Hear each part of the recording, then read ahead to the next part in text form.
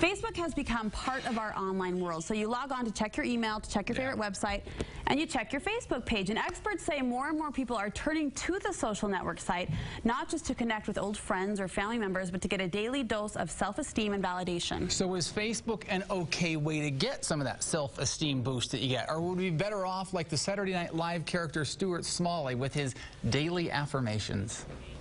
I'm going to do a terrific show today, and I'm going to help people because I'm good enough, I'm smart enough, and doggone it, people like me. I deserve... That is not how Matt Townsend prepares to come on Studio 5. Yes, it is. Every day I do that. He's now a senator.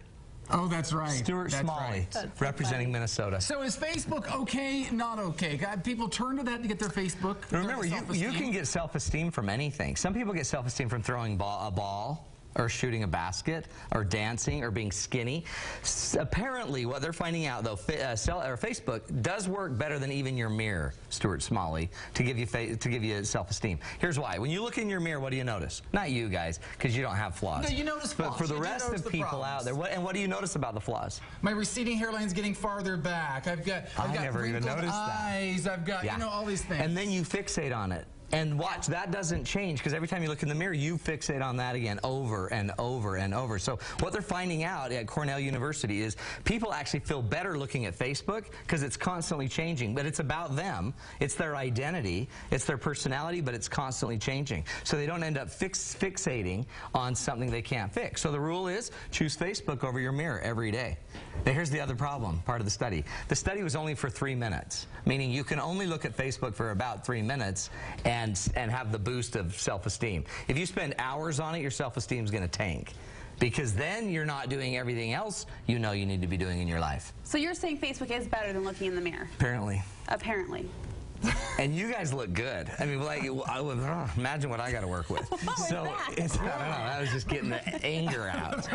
But one other thing about it, about Facebook, is you actually change your profile. So they found that people that change their profile more regularly have a higher boost of self-esteem as well. Why is that? Because it's something you can control about your image, about your identity. You're constantly putting it out there. You're personifying. You're putting out there who you want to become. You are setting up this persona that you want to be. And it's this idyllic image where our mirror is a realistic image. Okay, sometimes they don't look that real, but it's this static image versus this idealistic image that we can portray. So that's huge. So if I'm using Facebook and getting my self-esteem from that, and which is good and that's perfectly fine, I need to use it as a tool and update my status updates or whatever. If I were you, if you want to feel better, I'd be working with the instrument a lot more. I'd add stuff. I'd add pictures. I'd make sure you add your best pictures. Who adds their worst picture? Oh, you got to see this one. I'm all jiggly with fat. You got to see it. And then let's put, nobody's going to do that, so we all edit it. And we always put the one that like has the shadowing right and everything's perfect. Here's the other problem with Facebook that impacts our self-esteem. Your friends. So now they're finding out that if you have more than 354 friends on Facebook, you're probably more likely to have a lower impact on your self-esteem than if you have fewer friends. Why is that? Isn't that weird? Because you think everyone goes out there and we try to aggregate all these people that love us. Right. The reality is these people do nothing but then keep talking to you about and showing you, modeling for you how ineffective you are, how you don't have as good of a body.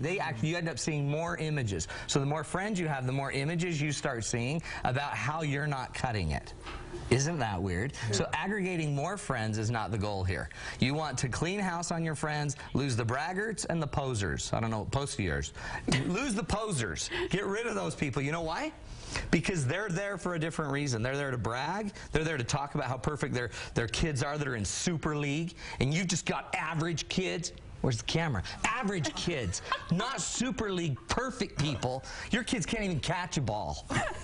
So we don't want to hear about those people. So if you're going to lose a friend, lose the people that have really good children. So it's a Facebook detox. It is a detox. You are cleansing. It's a purging. Yes. Yes. Okay, never thought of it that way. Those are often people who are, you know, we're looking and we're seeing what they're saying and we're seeing what they're doing, and we somehow get some self-esteem from that. Are there things that we need to do about saying about other people? Does that help that we can? Yes. Last but not least, positivity. The people with lower self-esteem tend to make more negative comments online. Okay? The problem with making negative comments online is nobody wants to hear it. And if nobody wants to hear it, nobody likes you. Nobody becomes your friend, and you start feeling people pulling away from you, which makes you more negative, which makes you comment more. So the rule is always keep it positive. Anything you post, keep it positive, and then that helps you two ways. One, it gets you become a better attractor. More people are actually attracted to your positivity, which will increase self-esteem. But it's actually you're modeling more of who you want to be. It's always better to model what you want to be than to just live down to what you are or your worst fear. Most of the negative comments are coming just from your worst self, not your best self. So if you want your self-esteem to go up, be more positive online. You'll get more feedback. Interesting messed up? stuff. See, I would imagine that would counter. If I'm putting something out there, almost putting myself in a better light than I really am, that is going to hurt my self-esteem because I'm not really there and I know I'm not there. Well, no, you shouldn't lie. No, don't make up a lie like, hey, I just did 500 sit-ups. Don't do just that. do it always in the most positive light you can. Well, and just say, you know, I'm working harder. It's hard to work out, but I'm trying my best. There's a way to be real and still be positive. And then everyone knows who's real on Facebook. You have the one that when you see the post, you're like, oh my word. If I see that, if I hear about how great her kids are one more time, or if I have to see another picture of her in a bathing suit, I'm gonna freak. And that's just my wife. Okay, we want to talk about something exciting. Matt, this is huge. You are taking your classes on the road because there's a lot of cities and areas of the state you haven't been able to reach So yet. we do women's classes every single Thursday. I have people traveling from all over the state. They can't make it. So here's what we're asking all of you Facebook friends, sorry, Studio 5 friends. We want you to host events where we all come out, you get your friends, your peeps, your neighbors all together, wherever you are in the state, I'll come out and we will do women's classes in your city, even if it's your hometown. Brigham City, I'll be there. Ephraim, there. Manti, I'm coming. Once he MapQuests where Ephraim is, and he will totally I'll find these all out. But all you have to do, if you're interested in setting up one of these women's classes, all you got to do is call our office, 801-747-2121. Very exciting. Tons Details of on our fun. website as well. Thanks, Matt. Thanks, guys. Okay.